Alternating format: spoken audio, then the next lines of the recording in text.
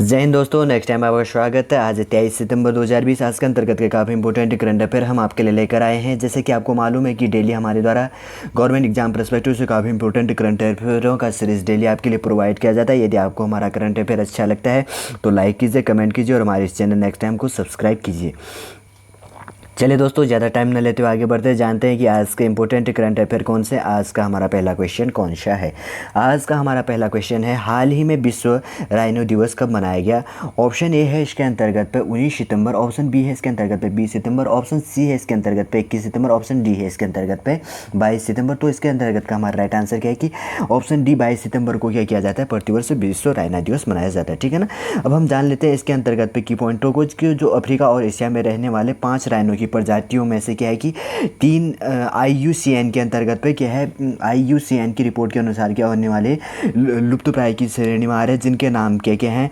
एक तो है जो सुमात्रन राइनो हो गया, एक काला राइनो हो गया और एक थर्ड क्या है, इसी के अंतर्गत पे काला राइनो इंक्लूड कर दिया गया। ठीक है ना। एक है जावन राइनो। ठीक है ना। कौन कौन से हो गया, सुमात्रन राइनो, काला राइनो और तीसरा कौन है, जावन राइनो। इसी के अंतर्गत पे क्या करना है, इस चीज़ को प्रोत्साहित करना है और उनको क्या करना है, आगे बढ़ावा देने के लिए क्या किया जाता है, वर्ल्ड वाइड फंड। ठीक है ना, WWF जिसे कहा जाता है, 2010 में विश्व राइनो दिवस की घोषणा कर दी गई थी और ये कहाँ पर की गई थी, दक्षिण अफ्रीका पर कर दी गई थी। कहाँ पर किया गया था, दक्षिण अफ्रीका पर। मैं मैप पर बता देता हूँ आखिर दक्षिण अफ्रीका कहाँ पर। ये रहा हमारा प्यारे वर्ल्ड के अंतर्गत पर दक्षिण अफ्रीका, यहाँ ये पूरा अफ्रीकन कॉन्टिनेंट हो गया। इसी के अंतर्गत क्या था, दक्षिण अफ्रीका इसको कहा जाता है। ठीक है ना, यहीं पर मनाया जाता है। और उसी के अंतर्गत की बात करें तो और 22 सितंबर को एक काफ़ी इंपॉर्टेंट डे मनाया जाता है। क्या मनाया जाता है, वर्ल्ड रोज़ डे मनाया जाता है। और क्यों मनाया जाता है 22 सितंबर को रोज़ डे, तो ये क्या था कि एक मेलिंडा रोज़ की याद पर मनाया जाता है, जिनकी में क्या है 12 वर्ष की आयु में क्या हो गया था, स्किन ट्यूमर नामक एक दुर्लभ कैंसर से क्या हो गया था, उनकी मृत्यु हो गई थी। और इस के अंतर्गत पे क्या था कि जो चरम बीमारी के खिलाफ अपनी लड़ाई के दौरान उन्होंने कैंसर रोगियों को पत्र तथा कविताएं तथा क्या करी थी, ईमेल उनके द्वारा भेजी गई थी। विश्व रोज़ डे रोगी और परिवार के लिए प्यार, प्रोत्साहन और आशा फैलाने का क्या करता है, एक प्रयास करता है। इसलिए प्रतिवर्ष क्या किया जाता है, 22 सितंबर को विश्व राइनो दिवस भी मनाया जाता है और विश्व रोज़ डे भी मनाया जाता है। ठीक है, चलिए आपको समझ में आया होगा। आगे बढ़ते हैं, हमारा आगे का क्वेश्चन कौन सा है। आगे क्वेश्चन हमारा 2020 के शास्त्रीय प्रदर्शन कला के क्षेत्र में अनुकरणीय योगदान के लिए कितने कला सागर पुरस्कारों की घोषणा कर दी गई है। ठीक है, क्या क्या कितने कला सागर पुरस्कारों की घोषणा कर दी। ऑप्शन ए है इसके अंतर्गत पे 5, ऑप्शन बी है इसके अंतर्गत पे 10, ऑप्शन सी इसके अंतर्गत पे 15, ऑप्शन डी है इसके अंतर्गत पे 21। तो इसके अंतर्गत का हमारा राइट आंसर क्या है कि 2020 के शास्त्रीय प्रदर्शन कला के क्षेत्र में अनुकरणीय योगदान के लिए ऑप्शन बी 11 कला सागर पुरस्कारों की घोषणा कर दी गई है। कला सागर पुरस्कार क्या है, कथकली हो गया, भरतनाट्यम हो गया, मोहिनी अट्टम हो गया तथा कुचिपुड़ी हो गया और क्या है, ऊँट थुलाल हो गया। ठीक है ना, चेकार कुत हो गया, कुद्दी अट्टम हो गया, तैम बकार और पंचवद्यम के क्षेत्रों में क्या किया जाएगा, उनको सम्मानित किया जाएगा। ये शास्त्रीय नृत्य होता है, ये इनके नाम काफ़ी जटिल होते हैं। ठीक है ना, अगर कहीं पे प्रोनाउंसिएशन का जो कोई भी इफेक्ट दिखता है तो आप उसके लिए मैं माफ़ी चाहूँगा आपसे।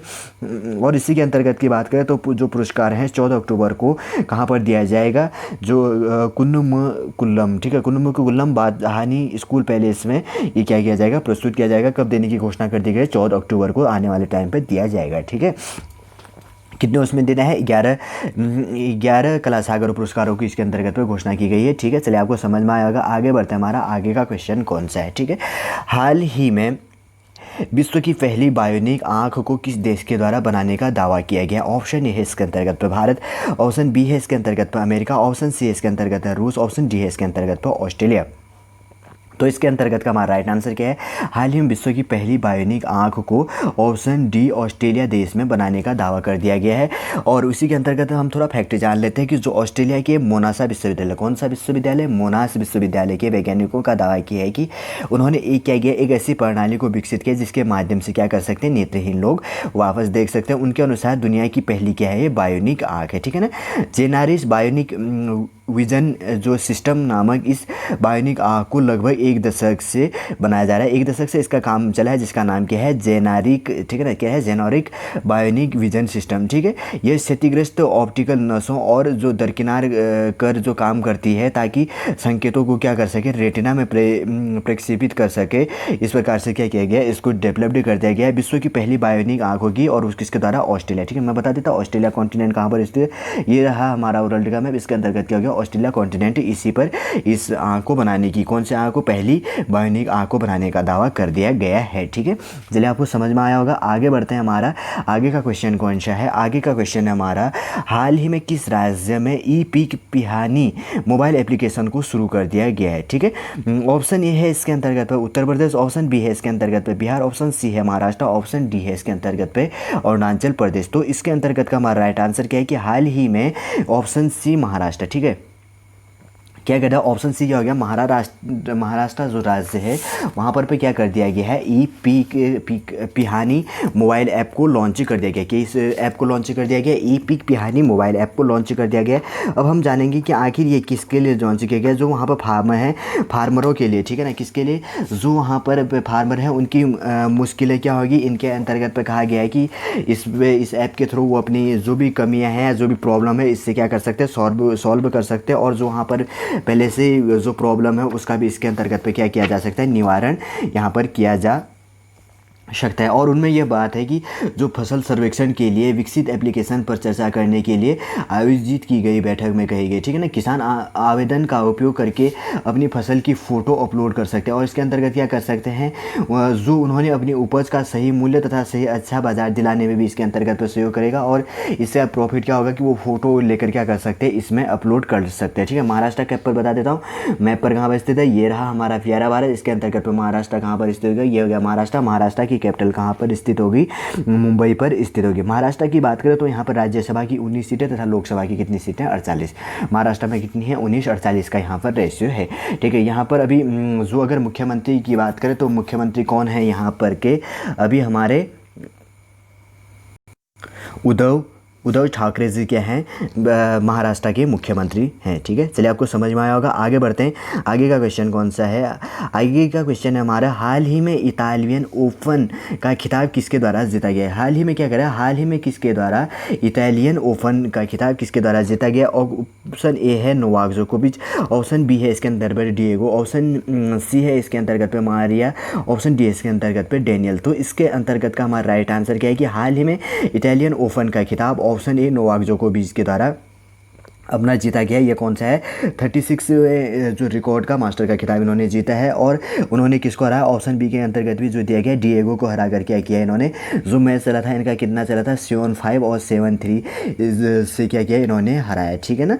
और किसने करा, नोवाक जोकोविच। मैं बता देता हूँ, ये रहा, ये है नोवाक जोकोविच, इन्हीं के द्वारा जीता गया। ये मैच कहाँ पर चला था, जो इटालियन ओपन गेम से था, कहाँ पर चला था, रोम में, ठीक है ना। रोम कहा गया, इटली की कैपिटल क्या होगी, रोम पर चला था। और वो किसके द्वारा जीता गया, नोवाक जोकोविच जी हो गए, इन्हीं के द्वारा इसको जीता गया है, ठीक है। चलिए आपको समझ में आया होगा। आगे बढ़ते हैं। हमारा आगे का क्वेश्चन कौन सा है, आगे का क्वेश्चन है हमारा, हाल ही में मोबाइल सार्वजनिक वितरण अपडेट, ठीक है, किस राज्य में शुरू किया गया है, ठीक है। ऑप्शन ए है इसके अंतर्गत पे केरल, ऑप्शन बी है इसके अंतर्गत पे तमिलनाडु, ऑप्शन बी है इसके अंतर्गत पे बिहार, ऑप्शन सी इसके अंतर्गत पे बिहार, ऑप्शन डी है इसके अंतर्गत पे मिज़ोरम।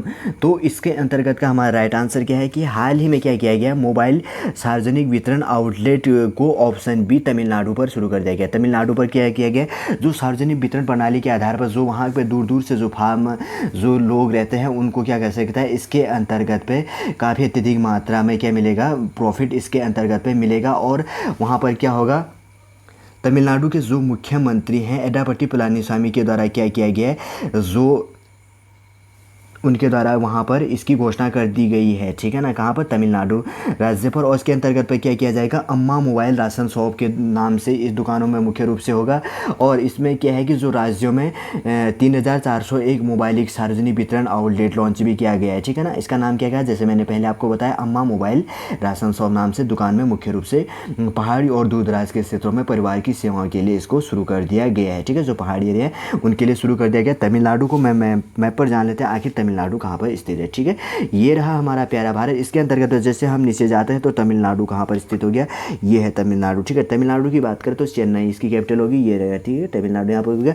तमिलनाडु की कैपिटल क्या होगी, चेन्नई होगी। और तमिलनाडु में मुख्यमंत्री कौन है यहाँ पे, एडापट्टी पलानीस्वामी हो गया। और तमिलनाडु में राज्यसभा की 18 सीटें तथा लोकसभा की कितनी सीटें, 39 सीटें, कितना 18 और 39 39 का यहाँ पर रेशियो है, ठीक है। चलिए आपको समझ में आया होगा। आगे बढ़ते हैं। हमारा आगे का क्वेश्चन कौन सा, आगे का क्वेश्चन हमारा, हाल ही में IMF में सलाहकार किसे नियुक्त किया गया। IMF की बात करते तो इंटरनेशनल मॉनेटरी फंड हो गया, ठीक है ना। वाशिंगटन DC में इसका हेडक्वार्टर है। हाल ही में क्या किया गया, भारत के सलाहकार किसे नियुक्त कर दिए गए हैं। ऑप्शन है इसके अंतर्गत पे उदित सिंह, ठीक है ना। ऑप्शन बी है इसके अंतर्गत पे सीमांचला दास। ऑप्शन सी है इसके अंतर्गत पे नवजीत कौर। ऑप्शन डी है इसके अंतर्गत पे उदित सिन्हा। तो इसके अंतर्गत का हमारा राइट आंसर क्या है, हाल ही में इंटरनेशनल मॉनेटरी फंड के सलाहकार किसे किए गए। Option B सीमांचला Das ji. मैं बता देता हूँ कौन है सीमांचला दास जी, इन्हीं को नियुक्त कर दिया गया है, ठीक है। किनको नियुक्त किया गया है, सीमांचला दास जी हो गए, इन्हीं को नियुक्त कर दिया गया है, ठीक है। चलिए आपको समझ में आया होगा। आगे बढ़ते हैं। हमारा आगे का क्वेश्चन कौन सा है, आगे के क्वेश्चन की बात करें तो आगे का क्वेश्चन हमारा, हाल ही में शिकारा रेस का आयोजन कहाँ पर किया गया, ठीक है। शिकारा रेस का आयोजन कहाँ पर किया गया। ऑप्शन ए है इसके अंतर्गत पे लद्दाख, ठीक है। ऑप्शन बी है अरुणाचल प्रदेश। ऑप्शन सी है इसके अंतर्गत पे नागालैंड। ऑप्शन डी है इसके अंतर्गत पे श्रीनगर। तो इसके अंतर्गत का हमारा राइट आंसर क्या है, हाल ही में शिकारा रेस का आयोजन ऑप्शन डी श्रीनगर पे किया गया है। श्रीनगर की बात करें तो मैं मैप पर बता देता हूँ, ये रहा हमारा प्यारा भारत। इसके अंतर्गत जम्मू कश्मीर हो गया। जम्मू कश्मीर की कैपिटल कहाँ पर स्थित होगी, श्रीनगर पे ही शिकारा क्या कर दिया गया है, जम्मू कश्मीर के अंतर्गत ही शिकारा रेस का शुभारंभ कर दिया गया है, ठीक है। ये शिकारा रेस का आयोजन किया गया। आखिर हम जानेंगे कि आखिर ये शिकारा रेस होता क्या है, ठीक है। वहाँ पर की बात करें तो जो हमारी इंडियन आर्मी है, 20 राइफल, ठीक है, 20 राइफल राष्ट्रीय राइफल है, उनके द्वारा क्या किया गया, आयोजित किया गया। जो श्रीनगर में डल झील है उस पर क्या होता है, शिकारा की बात करें तो जो लकड़ी की नाव होती है उस पर क्या होता है, रेसिंग होता है, ठीक है ना। उसकी रेसिंग में लगभग कितने थे, 20 से लेकर अधिक टीमों ने इसमें पार्टिसिपेट किया था और जीतने वाले को क्या कर दिया गया था, उनके द्वारा प्राइज़ दिया गया था, ठीक है। चलिए आपको समझ में आया होगा। आगे बढ़ते हैं। हमारा आगे का क्वेश्चन कौन सा है, आगे का क्वेश्चन हमारा, हाल ही में किस राज्य सरकार ने किस राज्य में फसल नुकसान पर 3700 करोड़ रुपए दिया है, ठीक है। ऑप्शन ए है इसके अंतर्गत पे बिहार। ऑप्शन बी है इसके अंतर्गत पे गुजरात। ऑप्शन सी है इसके अंतर्गत पे उत्तर प्रदेश। ऑप्शन डी है इसके अंतर्गत पे राजस्थान। तो इसके अंतर्गत का हमारा राइट आंसर क्या है, ऑप्शन बी गुजरात राज्य पे क्या कर दिया गया, वहाँ के मुख्यमंत्री जी द्वारा वहाँ के राज्यों के फसल को नुकसान की भरपाई के लिए 3700 करोड़ रुपए का अनुदान वहाँ पर दिया गया है। अगर हम गुजरात की बात करें तो मैप पर मैं बता देता हूँ, ठीक है। गुजरात कहाँ पर स्थित है, ये रहा हमारा प्यारा भारत।